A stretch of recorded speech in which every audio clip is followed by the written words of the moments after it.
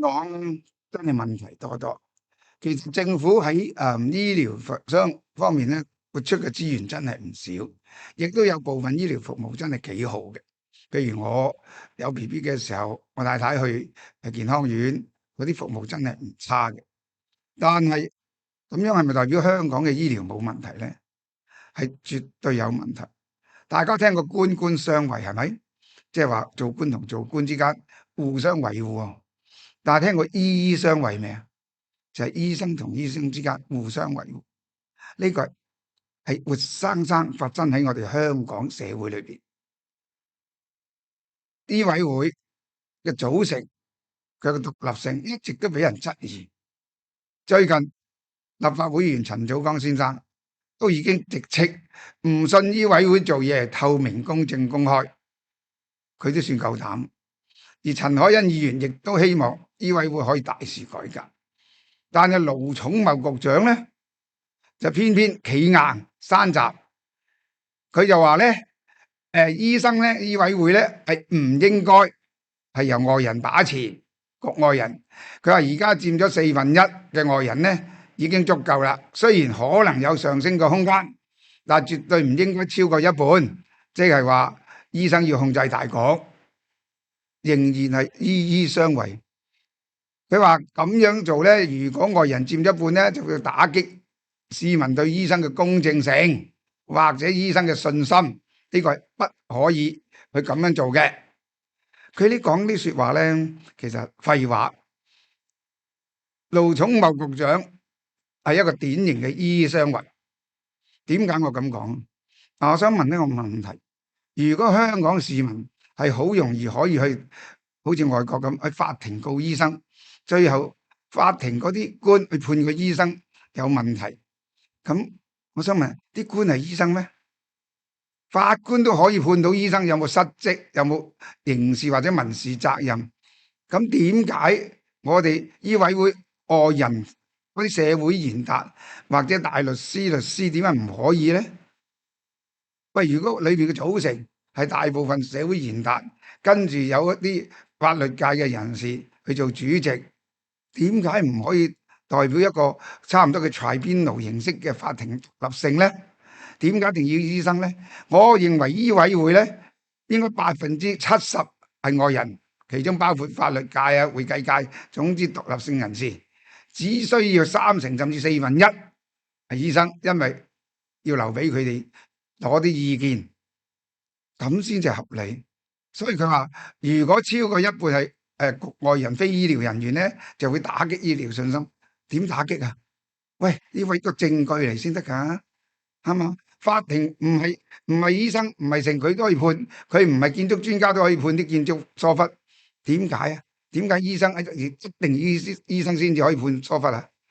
因為咁樣嘅，我話俾你聽，現實我收過好多唔同嘅投訴，但我而家最想俾大家知道就係一個朱女士嘅個案。朱女士喺大約2年前就已經揾我幫手，佢出事嘅時候2021年，2年前係2024年啦。但係嗰陣時咧已經係最後，因為根據香港法例咧 ，personal injury 即係個人身體傷害咧，就最長係3年後要提出控訴，3年後就冇控訴。當時我哋好急揾佢，就幫佢揾咩咧？就一定要，如果要告出事嘅醫療人員咧，就一定要有獨立醫生報告。但我哋揾咗好耐都揾唔到，知唔知點解？事緣就朱女士咧，就喺瑪麗醫院，原本佢係割子宮嘅啫，已經搞掂咗。但係瑪麗醫院話要同佢再撩清楚佢，結咗割咗個尿道，結果最後咧佢就要搭一條頭，然後一條尿袋，終身尿冇咗個正式嘅尿道，要一條膠喉駁出嚟引油管。我想問，當時一個57歲嘅女士係一個行政人員，要四圍跑嘅，然間晴天霹靂一個噩耗，因為佢初時係患 cancer， 後來就割咗之後咧，就瑪麗醫院再幫佢再複核割，就割到又話血管爆裂啊等等。我諗詳細一睇下朱女士嘅嘢，我哋幫佢揾咗好多醫生。曾經有個朋友好老友嘅醫生，佢咧就係揾到一個醫生幫我肯寫獨立醫療報告，結果最後點樣？因為聽到要告嘅對方係醫管局瑪麗醫院咧，即刻拒絕。因為點解？呢啲就係醫醫相衛，冇人敢得罪醫管局。所以如果你喺公立醫院去出事咧，你唔使旨意有機會申訴，因為個機會係微乎其微。因為香港最大嘅醫療資源就係醫管局，邊個夠膽得罪醫管局啊？咁呢個醫委會都好多都係醫管局嘅人，或者醫務衛生署嘅人，呢啲咪就醫醫相衛咯。其實只係靠你唔好彩，因為點解呢？一個小市民打官司，政府就出好貴嘅團隊，政府錢啊嘛，資深大律師最高最出名嘅律師行，啲小市民點鬥呢？除非你真係好有錢。好啦，好似朱女士咁，佢啱啱就過咗申請法援，就算申請法援都會輸啦。所以醫醫相衛喺香港咧就係好普遍。嗱，我哋俾啲耐性睇一睇阿朱女士嗰條片，睇完你就會覺得我講嘅冇錯。香港係醫療係好大嘅問題，醫醫相衛嘅存在好大嘅問題。大家睇睇條片。早晨啊，大家，我咧今年咧62歲啦。我記得我出事嗰年咧就係2021年嘅8月15號，個故事起頭就係2021年8月15。咁當時咧我係7月份嘅時候咧，當年嘅7月份咧我就去婦科檢查，發現咧婦科有個腫瘤，咁私家醫生咧就話一定要割咗佢，因為係 cancer 嚟嘅。咁呢啲卵巢啊、子宮啊嗰啲全部割晒啦。咁私家醫生話割晒之後咧，其實已經冇事噶啦。咁不過咧，佢就好人得滯，佢就話寫封信俾我去瑪麗跟進。咁但係如果有咩事咧，咁咪私家貴啊嘛，咁啊去政府跟進就好啲啦。好啦，咁我就去瑪麗安排呢個跟進啦。咁喺10月7號嘅時候咧，我去到瑪麗覆診嘅時候，當時醫生話要做微創，要抽淋巴，抽下呢個腹部大動脈附近咧有冇嗰啲癌細胞喺度。咁我記得當時咧有一個黃姑娘，同埋有一個醫生，女醫生嚟嘅，就係佢係腫瘤科嘅，唔知應該係阿頭嚟嘅。咁佢兩個咧就喺度說服我話一定要做啊，如果唔做嘅咧，呢個微創咧，第日你有咩事咧，又要從頭嚟過啊！到時你啲癌細胞咧又點啊，會去到點樣又唔知第幾期啊咁樣。咁我記得我當時醫生同我講咧，同埋攞埋嗰啲玻璃片咧俾瑪麗睇嘅，就話已經冇晒事噶啦，唔使做電療，唔使做化療。咁因為醫生同我講咧，嗰啲玻璃片咧就係放大1000倍嘅嗰個手術過程裏邊，咁醫生係睇得好清楚，冇晒呢啲細胞喺周邊噶啦。咁思前想後，咁阿姑娘又成日打嗰個黃姑娘都打電話俾我，叫我考慮下啦，幫下手啦，即係咁樣。我都唔明當時佢話幫下手係咩意思嘅，我唔知係佢啲醫生要實習啊，定係咩狀況啦、考試啦、個諸如此類啦嗰段時間。咁於是應承咗佢。咁我仲記得要見麻醉科醫生嗰日咧，就打爆風球，咁我就冇去到。咁佢就話咁到時咧做手術嘅時候咧，先見麻醉科醫生。咁好啦，我就冇理佢啦嚇，繼續啦。咁之後咧，當日10月12號咧，唔係10月15號啊，15號，我就安排咗做微創，11點幾入去手術室。當時咧我問個姑娘，我話邊個醫生同我做手術㗎咁樣，咁有位姑娘咧就話裏邊好多醫生啊，唔知邊個㗎咁樣。咁跟住我就推咗入手術室咧，好快咧我就已經暈氣咧就暈，即係不省人事啦。咁到我醒翻嘅時候咧，已經係喺 ICU。當時咧迷迷糊糊聽到一個男嘅一個女嘅，我唔知佢係護士定醫生啦，就話講緊我嘅，就話佢輸咗細胞血啊，晏啲已經咁多個鐘啦，晏啲應該要推返落病房啦咁樣。咁喺當時咧，我個傷口咧就好痛嘅，咁仲要即係我落翻病房之後咧，醒翻之後咧，個傷口痛啦，不停喺度嘔啦，唔舒服啦。咁嗰個狀況真係好差嘅，我自己感覺真係好唔舒服，嘔咗幾日，由16號落咗病房，跟住捱到10月19號。跟住20號咧，我頂唔順啦，姨姑娘就話：不如你插胃喉啦咁樣。咁我因為食唔到嘢啦，又冇胃口啦咁樣，咁啊要插胃喉，插胃喉又係好慘嘅。咁我跟住我有一日仲我好翻少少嘅時候，我就問有個泌尿科醫生落嚟咧，就睇我，問我點樣。咁佢話我問佢我而家個情況點啊？個腎嗰度咁樣。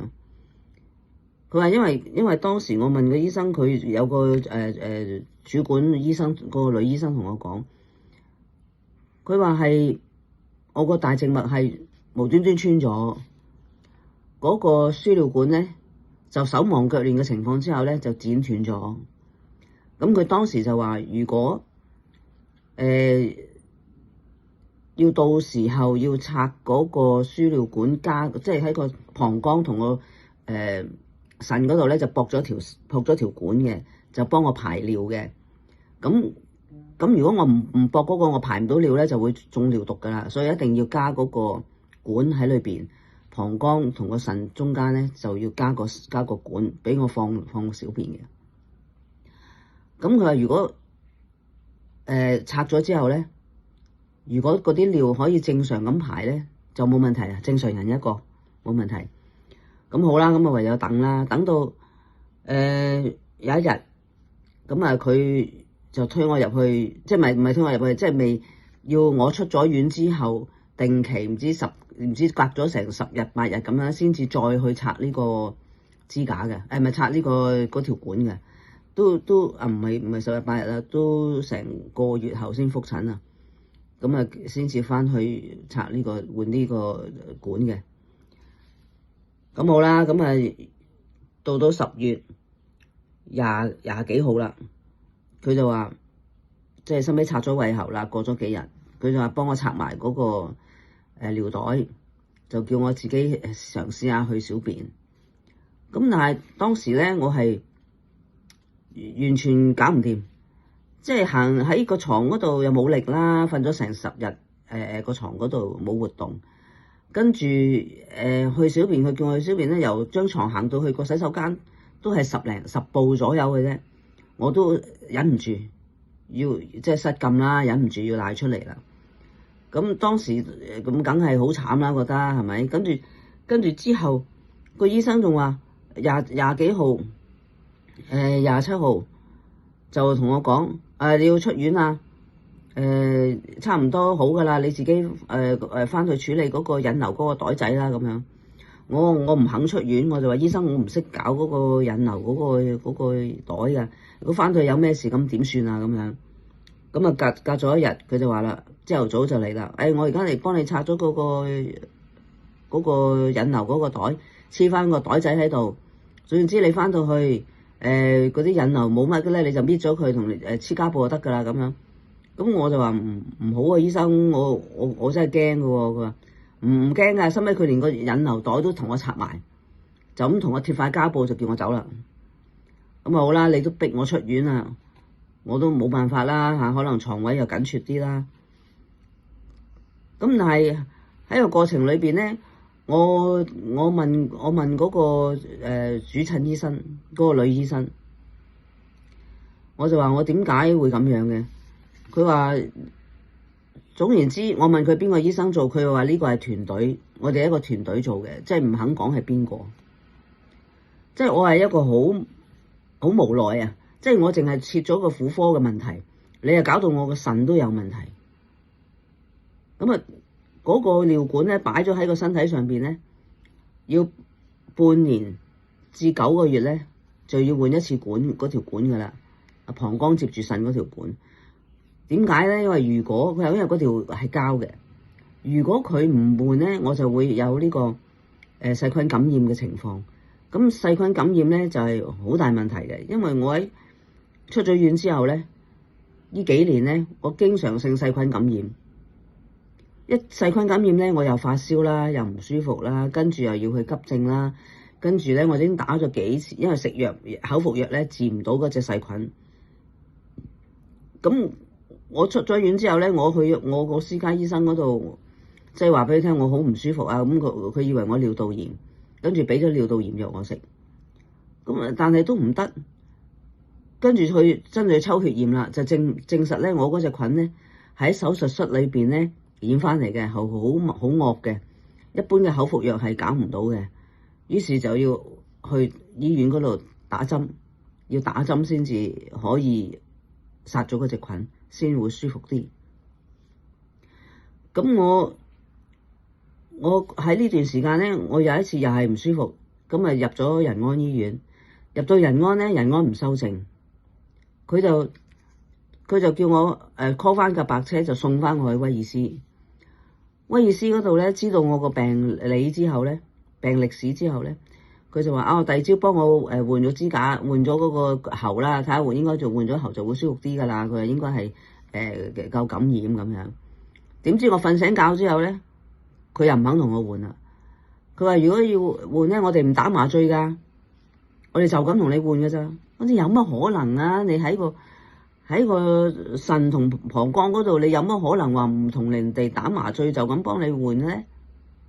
即係我真係匪夷所思，唔可以接受。你哋唔可以幫我換係因為某啲程序問題啊？你咪直接講咯，係咪先啊？唔係咁樣去推個病人咯。你醫生係咪咁樣嘅咧？係咪咁樣推卸責任嘅咧？佢兩邊都係咁樣嘅。跟住我打去瑪麗，我話我唔舒服。如果我真係唔舒服嘅時候，我應該點啊？咁樣係咪即刻可以翻嚟睇醫生啊？佢話唔係，佢接電話嗰個話你翻嚟排急症啊咁樣。咁我係你個病人嚟噶嘛？我而家個腎，我唔舒服，喺你度出院之後我唔舒服。咁點解我仲要排急症？唔可以即刻可以揾嗰個醫生幫手咧？揾個泌尿科醫生幫手幫我睇睇我咧？咁又排急症又排到幾時咧？即係我覺得而家嗰啲人咧冇乜人情味嘅。即係唔好話人唔係要你第一個睇我，但係都唔係叫我去急症排隊啊。咁係咪應該要安排個醫生同我睇咗先咧？即係喺呢幾年咧，即係感受良多。打電話去醫委會，由我一出院冇幾耐，我精神啲半年到啦，我就已經打電話去投訴，寫信 email 去醫委會講述呢件事，係2021年嘅事啦。到而家佢哋都係話仲要等，冇專家開會，冇專家寫信。種種理由已經拖咗差唔多5年啦，而家去揾律師，律師就話我醫委會嗰啲咧過咗3年咧又唔受理噶啦，就係唔可以再提出索償啊、控訴啊嗰啲噶啦。咁呢啲係咩道理咧？嗱，我而家嘅身體狀況咧，我已經今年嘅6月，2025年嘅6月份。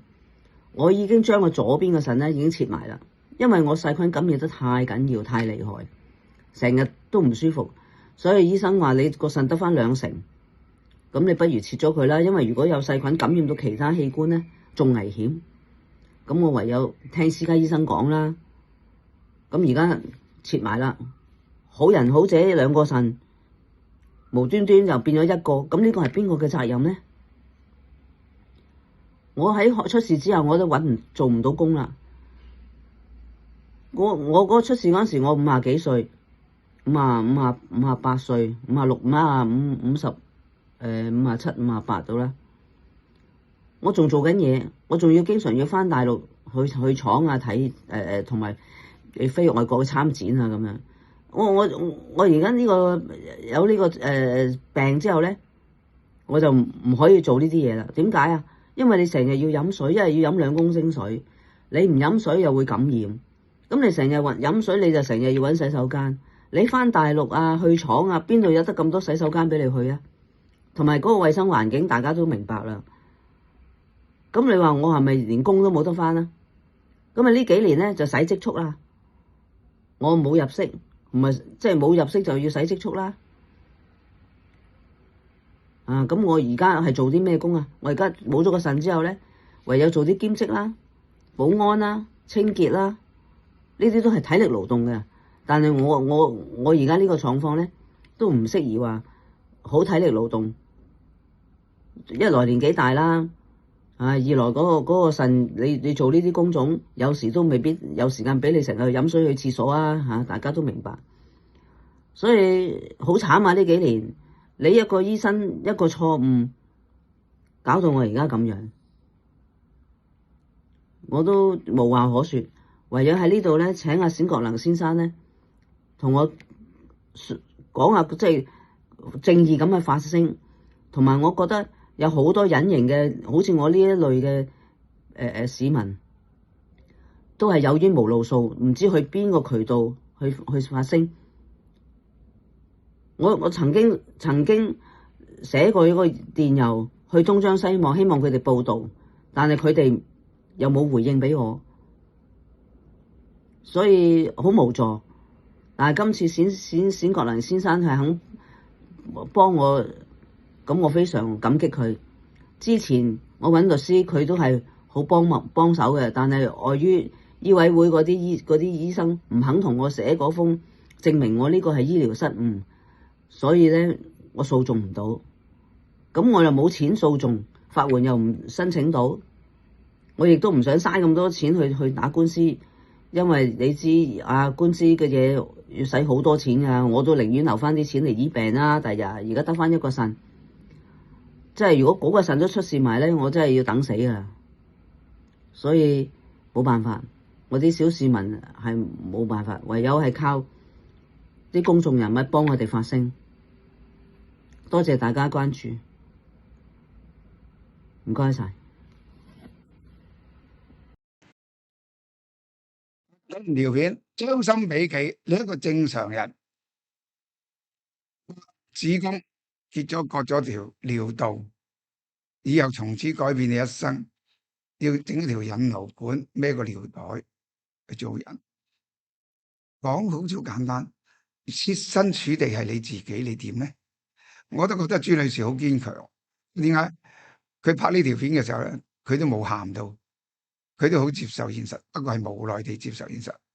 但係你諗下，如果嗰個人係家庭支柱、經濟支柱，要咁樣做，會點呢？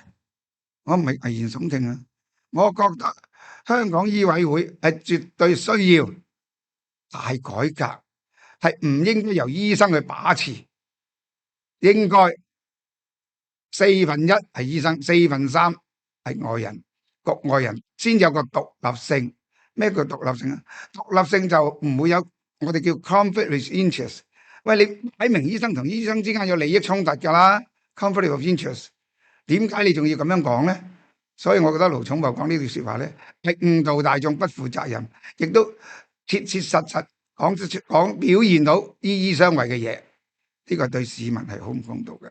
我希望如果有心人士睇到朱女士呢條片，去諗一諗下點樣幫佢，因為我覺得香港朱女士呢個個案唔係一個，因為我最近都收到一啲投訴啦，或者要求我幫，但係朱女士好肯就自己錄條片講晒嘅申訴嘅嘢，咁先至清楚。好啦，今日講到咁多，醫醫相衛係確實存在，大家唔可以否定。醫務委員會必須要重大改革，呢個係我最後所講嘅嘢。多謝大家。